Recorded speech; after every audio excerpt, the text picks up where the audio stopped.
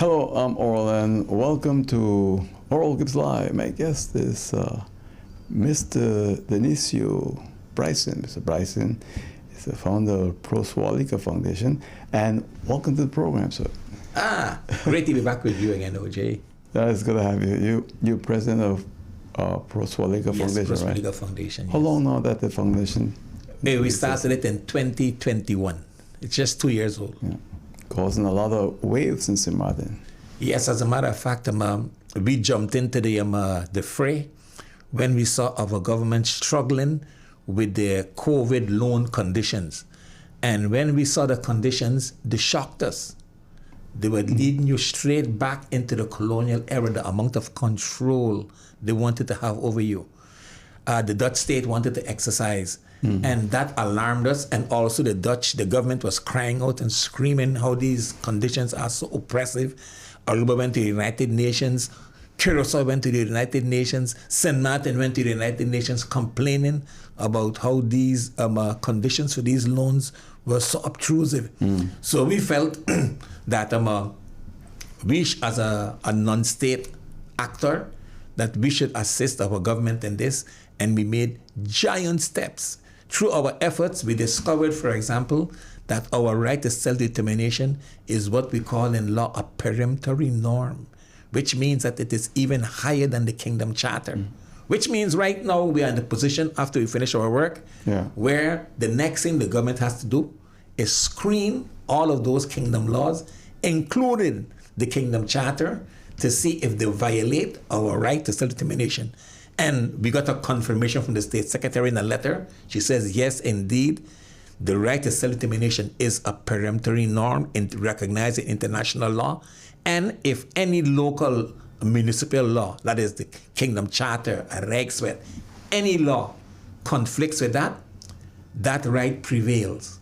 So right now, the kingdom is in a position where once it is finished, you're going to have to reshuffle the entire kingdom and recognize that our right to self-determination prevails above kingdom law. Well, that is only possible if we have a government who will advocate that. Well, and what we have done as a foundation, we brought it to their attention. No university, nowhere in the kingdom has this particular thesis being brought forward. We are the first ones to bring it forward, but the funny thing is that we got all the information from it from the kingdom government itself.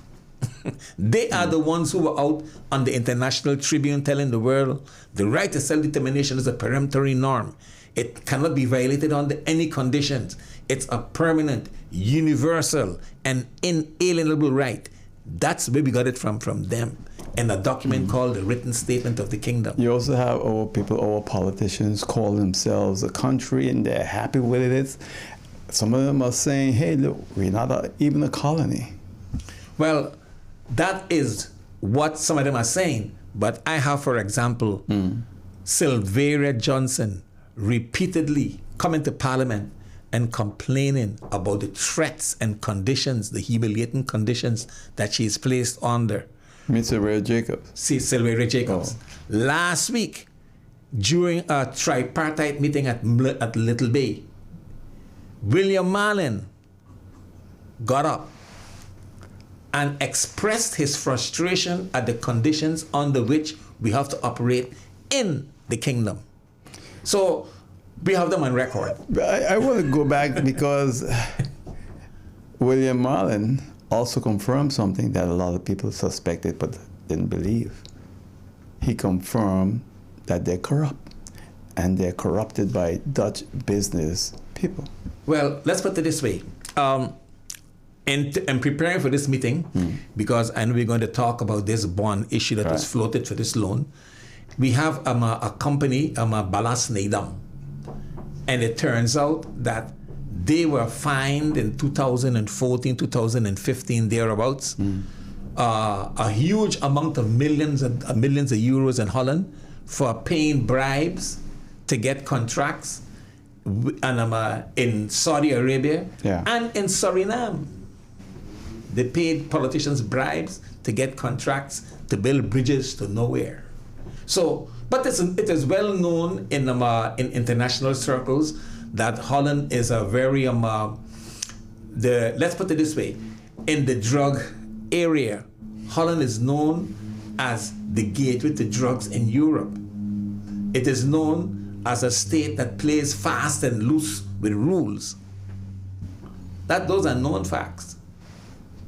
So William Allen was not telling you anything that was not true and that is not well known. I think what made it so astonishing is that here you have a politician who's been a politician for decades, over 3 decades, explaining why politicians on Cimarron are corrupt. You don't do that. And that was, I think, one of the silliest things I've heard from a politician. You don't admit that and explain that Dutch business is why we are corrupt. When you do that, then the average Tom, Harry, and Joe now say, hey, but it's really there. It's true. Before that, people suspected it. They hear of people being arrested and getting a slap on the wrist. But here you have a senior politician explaining why and how our government got corrupted. That's crazy. Well, maybe he was caught up in a moment of honesty. That's all I can say. He got caught up in a moment of truth.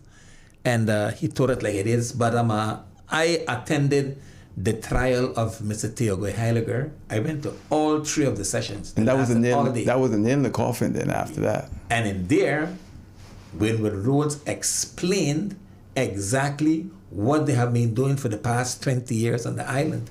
As a matter of fact, I think they received a fine and all for their participation in these schemes. These are Dutch companies. Yeah, this is a Dutch company, Winwood Rhodes. And they basically explained that they have all the politicians eaten out of their hands. And right in the court. Yeah. I was sitting there and I heard him say it. So were you surprised with the verdict on Heiliger? No, I was not surprised because, as I told you, I sat in the courtroom for 3 days, and his biggest problem was that a guy by the name of Marsdam, who was his partner in crime, so to speak, had turned state witness against him. So here was an insider, and that's a very common trick in legal and law enforcement. If we could get your partner to turn against you, we're getting it straight from the horse's mouth. So all of these alleged crimes, we were hearing about them from his partner, Mr. Marsdam. He was explaining to the court how they operated, what they did, when they did, and how they did it. He went into great lengths and details. So when I heard that, I said, this is very dangerous because this guy is your partner. He's not talking about stuff that he does not know. He has first-hand knowledge.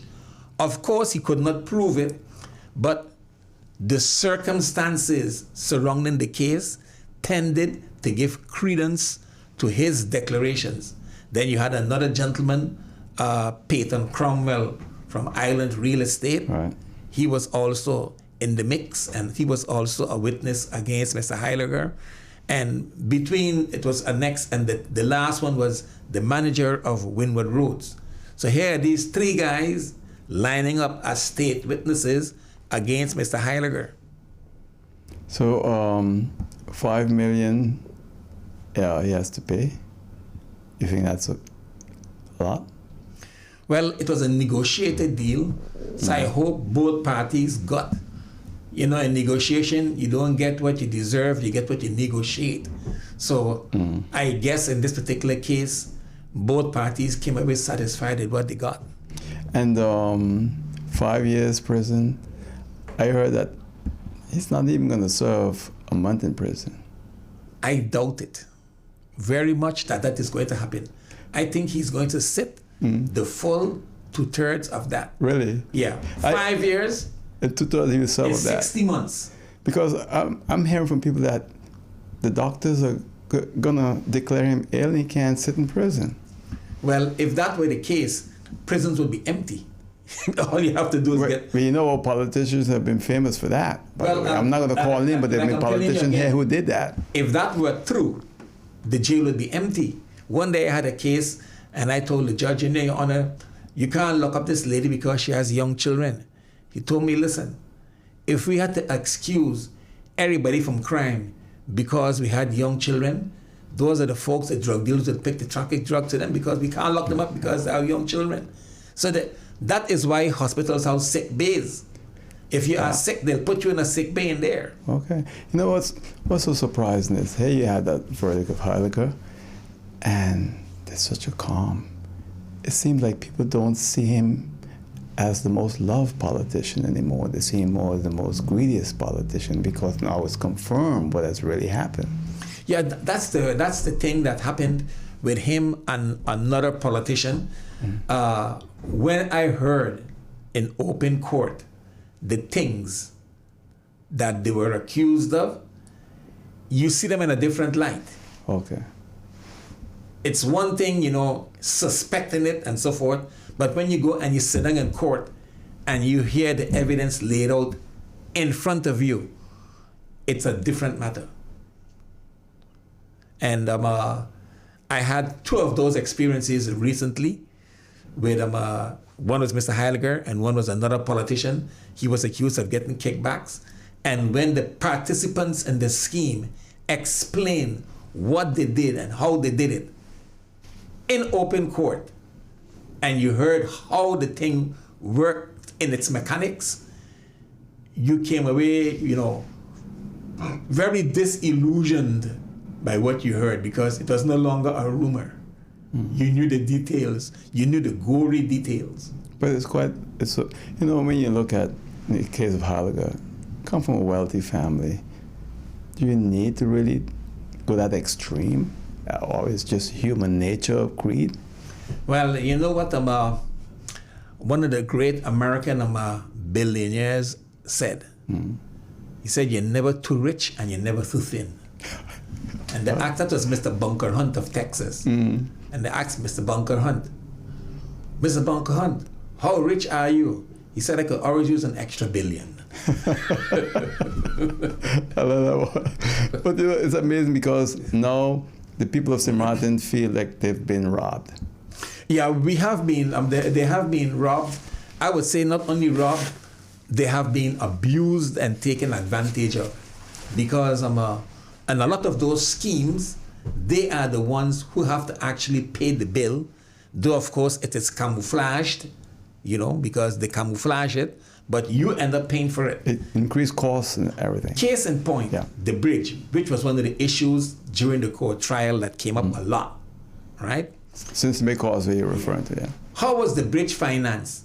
The bridge is financed by adding on a certain levy on every container that comes into the island. So every time you take a Coke in your hand, whatever it is, something was added on to that to pay for that bridge. That's the whole throughput fee that is. So it was a tax. You are paying, all of us are paying the tax for that. Of course, it's spread out over many people, and I want to come back to that in a little while. So you don't feel it so much, and they camouflage it by adding it on to every container that comes in, I understand. Some mechanism like that. But when you have extreme corruption, it seems like we have really extreme corruption, political corruption in St. Martin. That increases everything, the cost of everything. Well, it is a common knowledge that corruption is considered a hidden tax. And so, for example, there are some countries in Africa, also in Europe, because Ukraine was considered one of the most corrupt countries in Europe. People won't realize that. Yeah, it was considered a gangster republic. But Russia, in general, it's surprising. It is surprising that Russia was under communism for about 80 years. They did not know anything about capitalism. And the morning communism dropped, they became some of the savviest operators in inventing all kind of schemes and tricks to defraud people.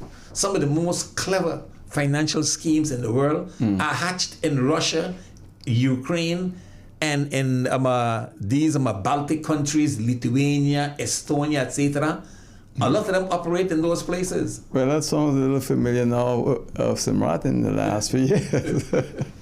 I'll tell you what, let me let my viewers and listeners know. I'm speaking with Mr. Brison. Mr. Brison is the founder of Pro Swalika Foundation. He's president. I'm Oral Gibbs here with you on Hot 99.9 FM radio. We are also on Facebook and YouTube, and we're here speaking with him.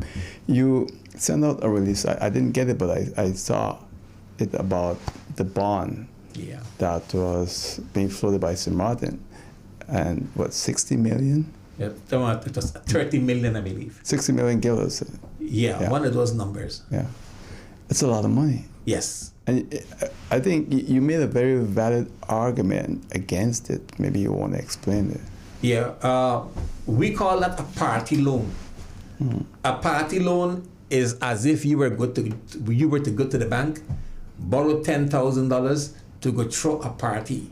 Why is that a very unwise decision? You are a businessman, and when you borrow money that you have to repay, you always have to ensure that you are going to invest that money into something that is going to generate the money to repay itself. Right.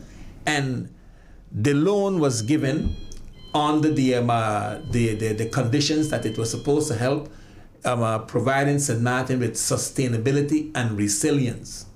Those were the points of departure. Right. Now, I must say this, as a public service foundation, we are here to assist our government. So whatever we say it in the sense of a positive criticism.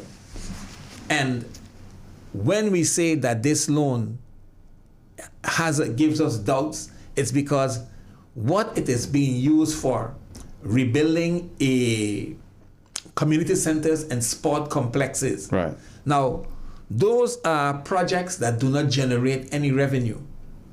They are laudable, they are nice things to have, but when you are a poor country, you have to make a choice. Would I invest my money in something that doesn't generate any revenue, or would I pick something that has the potential to pay back the loan multiple times for many years? Especially when you have the opportunity, because many times you have money, but you don't know what to invest it in. In St. Martin's case, we have a prime investment opportunity, which is buying back Mullet Bay. In fact, let me just mention, because I have it here, the bond you're speaking about is 60,854 Antillean guilders to be paid back over a period of 20 years. Yes. And we are saying that that money should have been used to buy back Mullet Bay, which is a much better investment that will generate income for years as a down payment. But we, right now, St. Martin has a unique investment opportunity, getting our hands on Mullet Bay. Why is that so important? If you want to talk about resilience, sustainability, and economic growth, that is where you have the best chance to achieving those objectives. So when you have a choice between building a community center, a sport complex, and buying back Mullet Bay, it is a no-brainer. Buy Mullet Bay. But why did they make such a silly decision? Well, I do not know if they thought of it, perhaps. That's why we published an article, because maybe he did not think of it.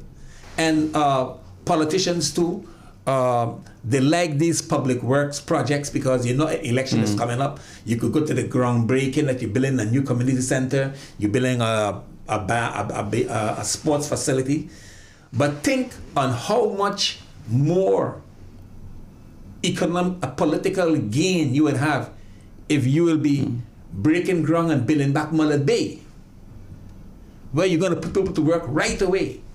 You're going to be talking about 800 rooms.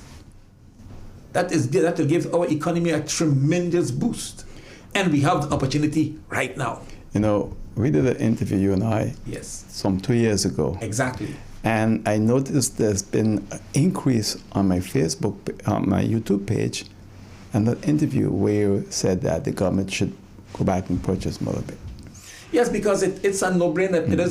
It makes perfect sense. You don't have to be a great economist or a great businessman to realize that St. Martin's economy right now is like having a plane on the runway with one engine off. It can't fly. Yeah.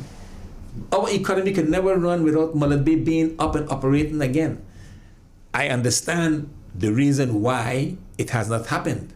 Mr. Ansary has very wisely bought many friends in high places, and that is why no one, is prepared to step out and say, let us repossess Mullet Bay because we need it for our economic development. Well, there was a politician who attempted that. Yes, I know Mr. Rollock, my good friend.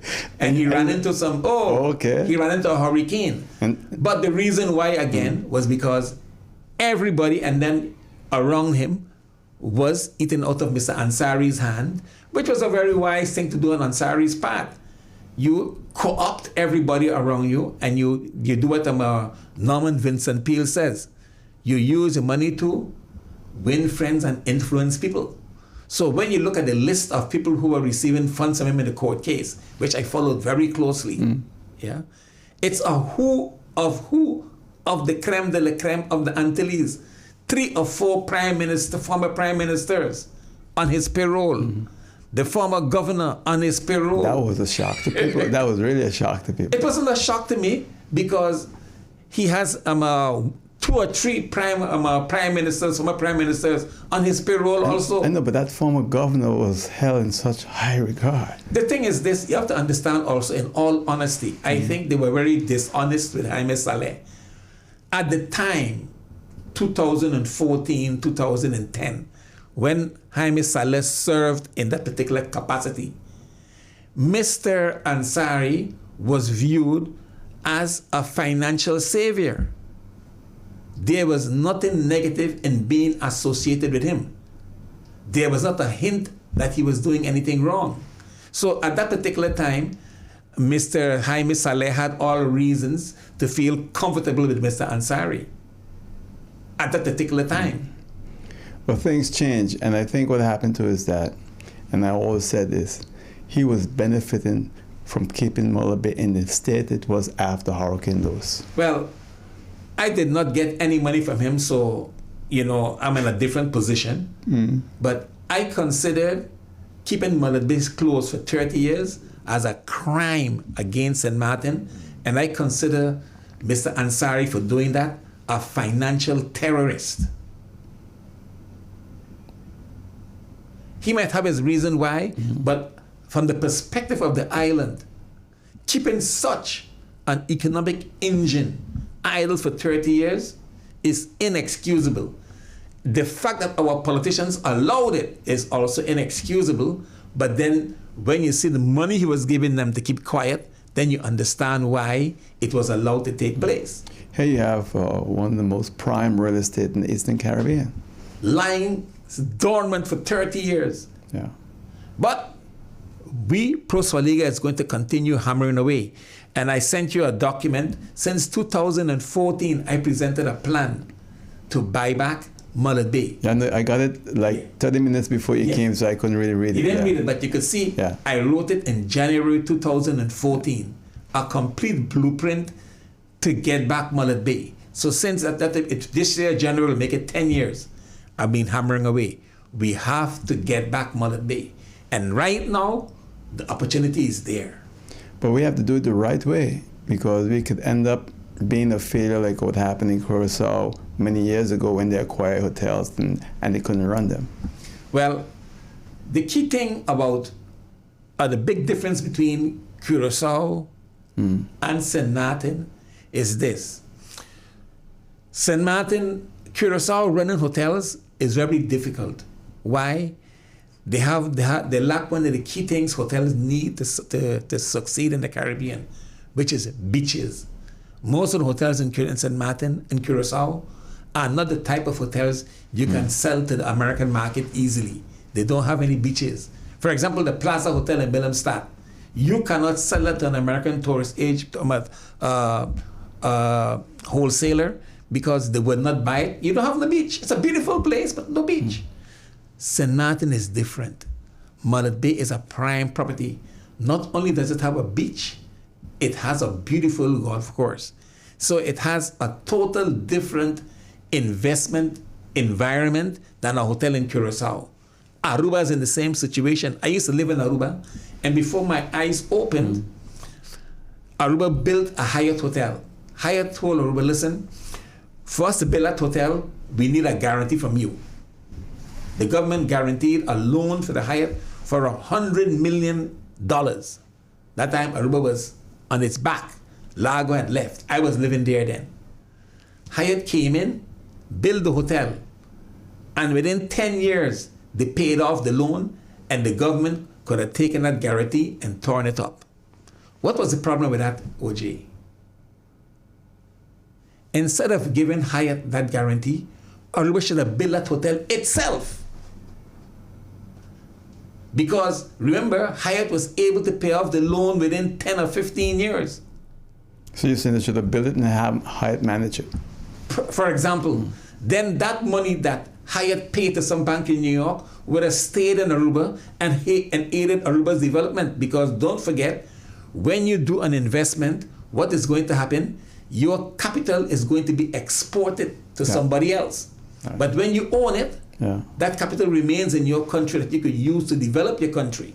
But at that particular time, I was not aware of that angle as yet. But now I'm aware of it, and I'm saying, hey, Mullet Bay should not be put in the hands of any investors. We should own that. But do you think the government is capable to handle all these different financial issues? Because we have that COVID loan with the Dutch government. That's huge, and the interest is really high. We are talking to the Dutch, to our parliamentarians, Plus Valiga, about that. We are doubtful whether or not those COVID loans are actually legal. And it has to do with the fact that Holland has a responsibility to these islands that is anchored in the United Nations Charter. They don't like to talk about it, but that is what Pros Valiga knows. And we have these legal facts. And one of the responsibilities is to ensure the economic well-being of the islands. And our argument, if that is your responsibility to ensure the economic well-being, how could you ensure someone's economic well-being when you're saddling them with loans that you know they can't repay? For an issue that they had nothing to do with. We had no responsibility with the COVID pandemic or the virus. It came and shut our economy down. So we have some serious legal doubts about whether or not that whole COVID construction, the country packages and so forth, their legality. So you're saying there should have been just grants? Yes, there should have been grants. And the reason why we say it is because we did our research. We went out and we saw what the UK did, for example, in the BVI, British Virgin Islands, what they did in Gibraltar, Malta, other places where they have this relationship. Are you saying then, like the trust fund after Hurricane Irma, the 490 million euro, that should have been the same with COVID then, you're saying? Yes, but COVID especially, and the hurricane also, because those are things that we did not cause them. But with the hurricane, that's a grant. So that they made it very clear that that's a grant, so you might not have to repay that. But with COVID now, it's a loan with a high interest. So, you're saying that should not be... No, that should be a grant. In our estimation, it should be a grant. And what we are doing right now, we are busy providing government and parliament with the tools to challenge that. Another thing, Cimarron is bankrupt. I don't, Mr. Brison. The government of Cimarron also owe millions to SZV and to the APS pension fund. Well, that's an interesting situation, the APS fund and the SZV. You know Dr. Rutzel Marta of Curaçao. Right. He discussed that in some detail. And it had to do with in 10-10-10, when the government paid off all the loans the islands had. The Dutch government. Yes. Yeah. Included in those loans was SZV. They paid off SZV. But he said, as long as you kept the present taxation and levy structure for SZV in place, he said within 5 years you're going to have a next deficit again. And that's what happened. Huh? Yes, because it is structurally imbalanced, the way it is funded. So yes, the government is indebted. The government is always indebted because healthcare costs are through the roof, and nowhere in the world have governments managed to get a handle on healthcare costs. I see people leaving back and forth on air ambulances and to Curaçao and to Panama and to Colombia. That is frightfully expensive. I often wonder, does the SZV have the money to pay this? And it turns out that the biggest chunk of income the SZV has is from government, because a lot of the government workers are insured by the SZV. And what the government does, it does not pay SZV. And that is one of the reasons why SZV is in financial difficulties, because its biggest customer does not pay. And then they hunt you down as a small business for a few guilders. Yeah, well, you go after the low-hanging fruit. So you are easy to jump on, but the government, you tell them, yeah, you owe me 40 million guilders. So we don't have 40 million guilders. In case you've just joined us, I'm Oral. This is Oral Gibbs Live. My guest is Mr. Denicio. Brison is a jurist. He's founder of the Pro-War Legal Foundation. We are speaking with him on Hot 99.9 FM radio, Facebook, and YouTube. When we come back, we'll continue to speak with him. Please stay with us right here on Oral Gibbs Live.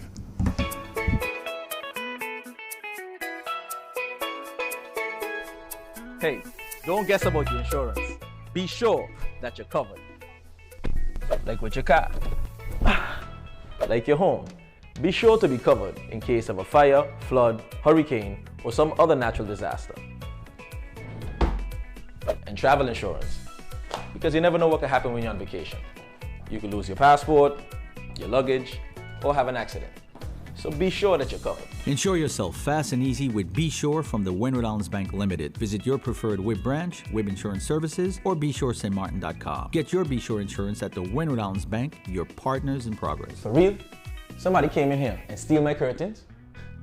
Well, it's a good thing I'm insured with Be Sure, because even the contents of my apartment are covered. Don't play guessing games with your insurance.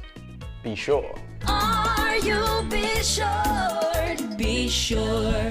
My guest on the Oral Gibbs Live is Mr. Brison. Mr. Brison is founder of Pro-War Legal Foundation, and he's here with me on Hot 99.9 FM radio, Facebook, and YouTube, and we're here to speak with him about a lot of things. And I know he's very concerned about that bond, that 60 million guilder bond that's floated by the government of Somali, which paid over 20 years. And Mr. Brison, when you're probably looking at something on your phone, there's something going to wait on you as you look. You ready? Yes, yeah. I am. Yeah. So that 60 million plus guilders, so 60 million 800 something guilders, 800,000 guilders. That's a lot of money, and according to you and many other persons, it's a bad loan, because the government has taken a bond and it's going to be issued by the central bank, right? Mr. President? Yes. Yeah. And so most of the banks and other institutions in St. Martin and in the Dutch Caribbean will probably jump on to purchasing these bonds. Yeah, yes, those are very attractive investments, in that government bonds are considered to be very, very secure, meaning that you can be almost 100% sure that you're going to get repaid. But what is the problem with that loan fundamentally? The problem is that it is earmarked, according to what we have read, for infrastructural projects. Now, I sent you this morning an article that I read in 2009 in the New York Times, and it drew my attention because the article is Japan's big work stimulus is a lesson. And it says the following, it is not enough just to hire workers to dig holes and then fill them in again, said Tashihiro, an economics professor at the University of Tokyo. One lesson from Japan is that public works gets the best results when they create something useful for the future. So Japan had spent trillions of dollars on public works and building bridges to all kind of places. And they're building paying the price for it. No, they're basically bankrupt. Bankrupt, and it did not create any economic growth. Yeah. So the case in point is we have to learn one important lesson. We built a bridge for $100 million, which is a public works project, right? That bridge has not created not one single job, permanent job that anybody could identify.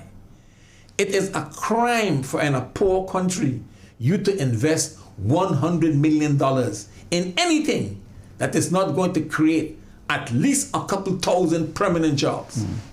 So if you are going to invest this kind of money on the island, what we are saying is it must be in something that is going to create a couple hundred permanent jobs, because 60 million guilders is a lot of money to spend, and we should be able to demand that we want to invest in something that is going to create permanent jobs and economic growth for the island.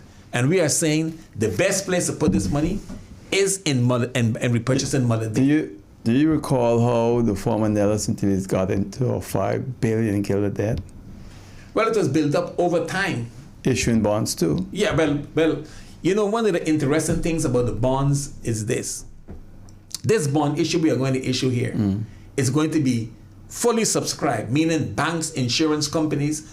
I used to work as a financial director for a company, and I used to participate in these auctions in Aruba, and we used to buy these bonds.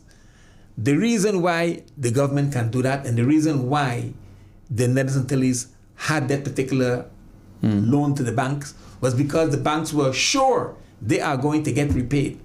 I am sure that when Holland paid off the banks, they were not happy with that. They prefer to have their money loaned out to the government, generating 7-8% a year for them, risk-free. Well, this bond of 60 million plus is 3.41%. 3.41%. That is risk-free money. And right now on the international markets, you can't get that kind of interest very easily. So what these banks are doing, they are taking a very low-risk investments, and banks are always happy to take those kind of investments. Because it's guaranteed. It's guaranteed. So that's why the Antilles had that $5 million, because the banks, you never heard Maduro and Curiel Bank fussing to the government, oh, you owe a lot of money. They never said a thing about it. And the money was owed principally to the banks. But you never heard the banks fussing at the government, oh, you're spending too much. They kept very quiet and collected their money. It seems like governments don't care anymore. They just go spending crazy on anything. Well, let's put it this way. Many years ago, America had a president. His name was President Reagan. And he came into the White House promising to impose what he called fiscal responsibility. But after when he got in there and he started spending left and right, and they told him, Mr. President, the deficit is out of this world. He told them, don't worry about the deficit. The deficit is big enough to take care of itself. Today it's over $33 trillion. And it will continue. Of course, eventually it will collapse. But one of the things I learned is this. A business or individual can go bankrupt, but a country cannot. Spain went bankrupt in the 15th century, but it continues existing. The country doesn't disappear. But it was no longer a superpower. It's no longer a world power. They lost a superpower. Yeah. But the country continued. Yeah. Spain is still there today. I think the danger of debt to a country, especially when you're small as us, is that it puts a great toll on your people. Yes. The problem with those things, like I said, there are hidden taxes. Yeah. So what politicians love to do is do what we did here, put it on a 20-year loan that you have to pay 20 years later. And you know what world famous economist John Maynard Keynes said? In the long run, we are all dead. So you push it off, and you let the next generation worry about that. And that is how, unfortunately, those types of situations develop and work. Everybody keeps pushing it forward and letting the next person look after that. I have to congratulate and commend Crosswall Legal Foundation for really taking the initiative and pushing against this bond, because I think what you're doing here is very important. The average man and woman in the street may not understand what you're doing, but it's important for St. Martin. Thank you. And it's part of our public service mission. We're not pushing against it. All we're saying is, let us think. Should we put the money into something that is not going to generate any money back to pay itself? Or should we look for a productive investment to put this money? We have to pay it back anyhow. So we might as well look for something productive that would generate the revenue to pay it off instead of putting it on the people's backs. But it could be also political in a way, because we have elections scheduled for the 11th of January, and you know, politicians want to look good. Well, you look even better if you're buying back Mullet Bay. If you think you look good building a sports sector, imagine how you would look telling the population, guys, we're opening Mullet Bay again within X amount of times. Look forward to 800 jobs during the construction. Our next X amount of jobs will be going on, and after it is finished, imagine what the St. Martin economy would look like. But you know, Mr. Brison, what is so shocking is that we left the former Nelson Tillies of, what, 5 billion guilders debt. St. Martin today, in less than that time, in less than, 12, 13 years, we have over 1 billion guilders debt. And we have the issue of India and that pension scam that India, I think, Ansary needs to pay that, not the people of St. Martin. All of that is creating a lot of problems for this government. You know, the funny thing is, when the Dutch paid off these loans and gave us a so-called clean slate, right? They put in place something called a Rijkswet Financiële Toezicht, a kingdom law, financial supervision. And they put next to it a CFT. So they put two things in place, and the working theory was these are to prevent you ever getting in debt again. And it didn't happen. It didn't happen because the Dutch government wants you to be in debt too. But then why go about creating this elaborate legal structure that doesn't work, or for somehow or the other you find a way around it? Because it's a colonial way to control you financially and then let you know how your budget is supposed to. So in other words, we were sold a bill of goods with this CFT and this financial supervision law. No, because I publicly always felt that the CFT was important. I said it publicly because I felt that with the CFT, it will put the brakes on the government, keep us in control. I thought that. I was wrong. So the Dutch thought they put two things in place. They put the Rijkswet, and then in the Rijkswet, it created space for the CFT. So they put two structures in place to prevent any more deficits. And the deficits still around. You know, what surprised me about the CFT, it looks like they're playing a game. And let me tell you why. I've never said this before. But I received the news releases and so from them. And you notice in the news release, they'll never put a figure that they want the people of St. Martin to understand. They'll say, well, the government of St. Martin owes APS, owes SZV. They need to make some adjustments to the budget. But they never give numbers. Yeah, they give numbers, but they don't. I have releases here. I'm speaking now from fact. The last release that came out there, absolutely no numbers, just a broad reference to SZV, what had to be done there, but give us the numbers. The CFT issues two kinds of documents. Well, I'm talking about the news release, because the news release is much more simpler for the average person to understand. Let me explain the two documents. One are the news releases you're talking about. Then the others are reports that they sent to the Dutch government. But that's different. That have details. Those reports are extremely detailed. Those are the ones I pay attention to.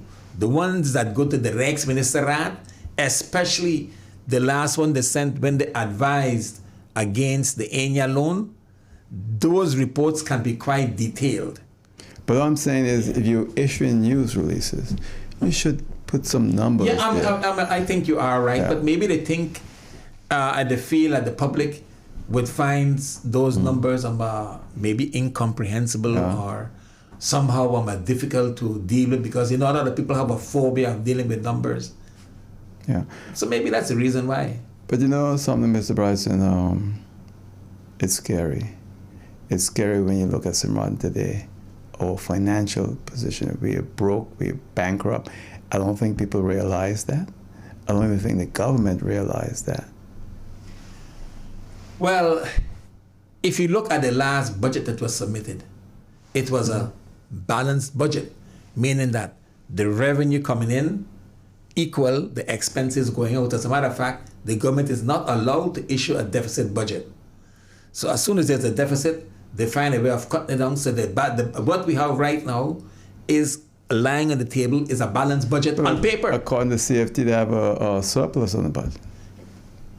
For example, on paper. Yeah. So when you say the island is bankrupt, and I rush to the budget, I can't see it because the budget says we're going to receive 400 million in taxes and we're going to spend 400 million in expenses.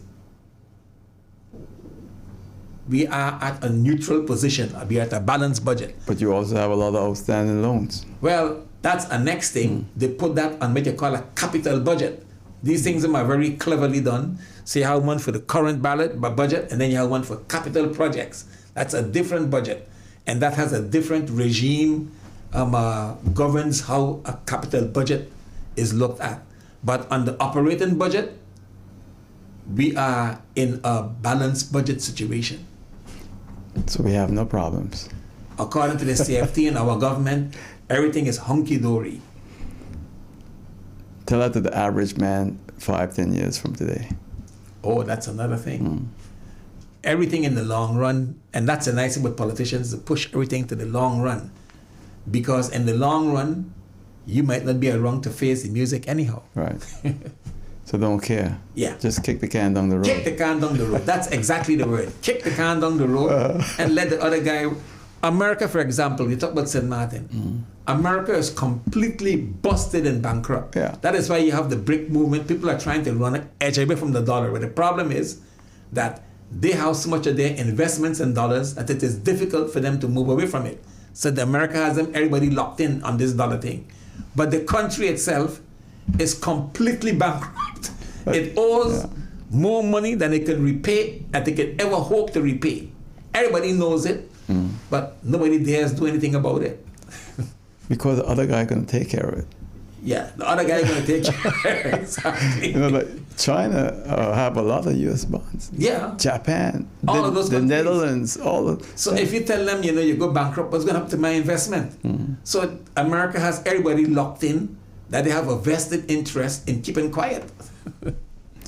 But are you surprised where we are today, St. Martin? Because before 10, it was paved roads of gold. We'll have no problem because Curacao was the problem. We're leaving Curacao, we're going on our own, becoming a so-called country within the Kingdom of the Netherlands, and everything was going to be all right. Well, I don't want to make excuses, but St. Martin suffered within a short period 2 severe external shocks. The first one was Hurricane Irma that devastated the island. We were barely out of Irma, 2017. 2020, we ran into COVID. So we ran into 2 hurricanes back to back. Well, the first one, Irma, we got a grant. Yeah. COVID, we screwed up by taking a loan. But both of them were situations where we faced these external shocks that impacted the economy in a negative way, in a tremendously negative way.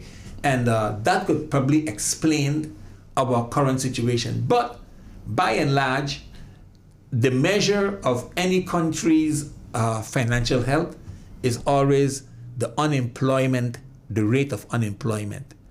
I have not seen the unemployment rate for St. Martin recently.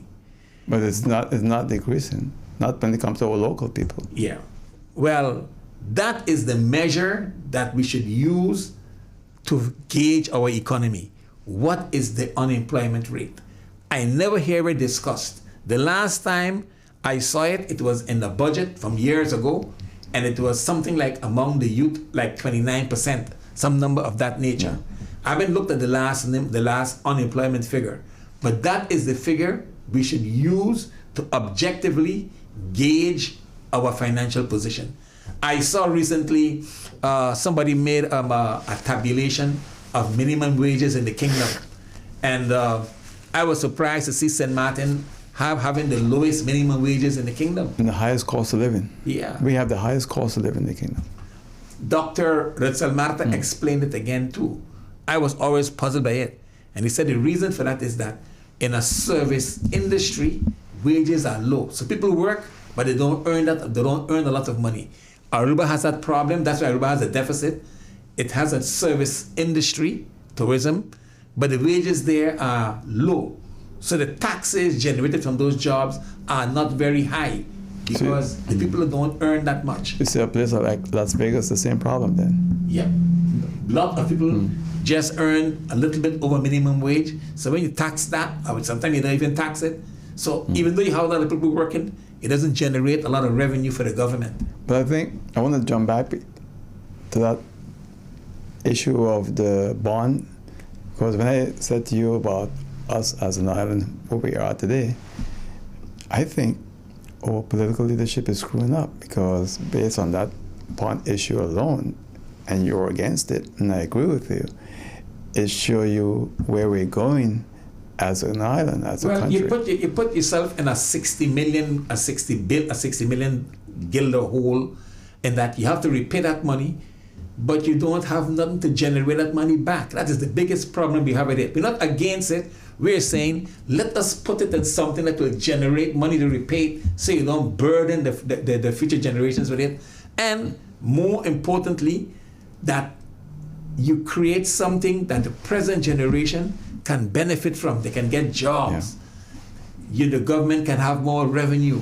Something that we can all have some kind of economic gains from. Have you received any calls from any of the people in government? No, I don't expect to either. The way these things work, they probably saw it, and if they are going to do anything with it, they'll probably do it quietly. But like I said, we are a public service organization, just like you are, the press. What we are doing here, we are performing that public service, bringing awareness about the situation. And the only way change can come about is if our leaders are aware of counter currents, counter arguments, alternative ways of looking at stuff. That is how you contribute towards bringing about change. But if they will do something about it, I do not know. Are you surprised about GB situation? Oh, GB.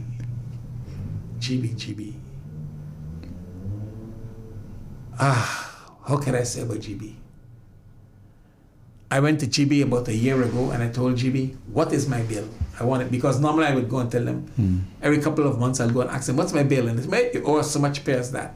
I went to ask the girl, how much I owe you? She says, I do not know. I said, how do you mean you do not know? She says, well, the computer and this and that happened and so forth, and we can't we're still busy reconstructing the system. And so I said, you can't tell me much. No, we don't know. I said, what should I pay then? She told me, pay the average that you used to pay. I have been doing that for the last year and a half. I've been paying the average, because they sent me some bills, but they were in a shambles. Yeah, and it reflects what we're going through as an island right now, the whole chaos situation. That's the word. It's very chaotic. Yeah. But I'll tell you what, for the last couple of years, since this particular backbite virus hit GB, I must say that they have been very reliable in producing current, in that where I live, at least in Middle Region, we don't have that many outages. I am very, very thankful for their services, and I pay the average that I use, I consume, I continue paying that all the time, because I realize that if I don't pay them, they can't provide me the service. Right. But they cannot give any customer. When did you get an accurate billing from GB? Wow. I gotta say though, I love the company. The company has some great employees. Yeah. It's going through some difficult times, and I think they're gonna get out of this and go back to be a great company again. Yeah, let's put it this way: we need GB. Yeah. So even though they can't send me an accurate bill, I still go every month and pay them what my average bill is.